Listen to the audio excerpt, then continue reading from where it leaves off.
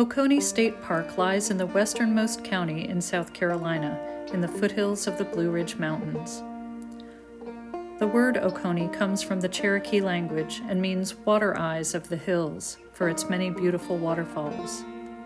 The park was created in 1935 by the Civilian Conservation Corps, a popular program implemented by Franklin Roosevelt during the Great Depression to employ young men in jobs that preserved and developed natural resources, including planting trees, erosion and flood control, the construction of fire towers, shelters, and roads, as well as the establishment of 800 national and state parks, 16 of which are in South Carolina.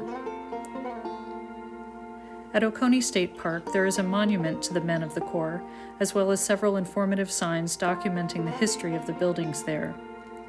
Across the country, most of the well-constructed shelters and buildings in state and national parks are still in use today, as well as the many miles of hiking trails created.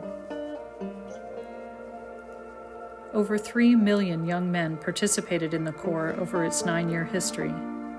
Native and African Americans are included in that number, although they worked in separate camps as the U.S. Supreme Court of the 1930s did not yet consider segregation a form of discrimination.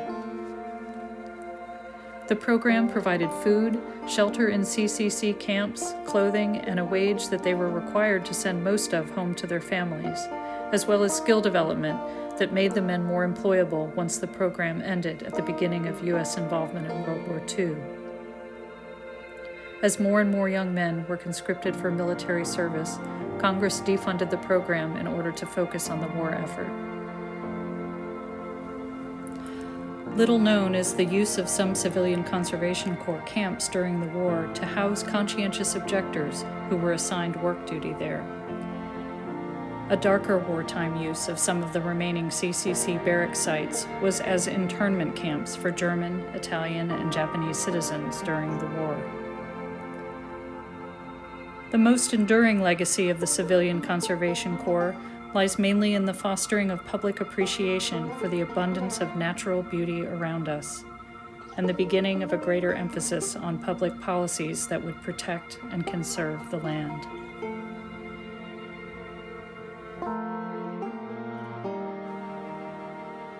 Join me now on the Hidden Falls Trail, which begins at one end of the 76-mile Foothills Trail, a through hike that passes through South and North Carolina, ending at Table Rock State Park, which we'll visit in a future video.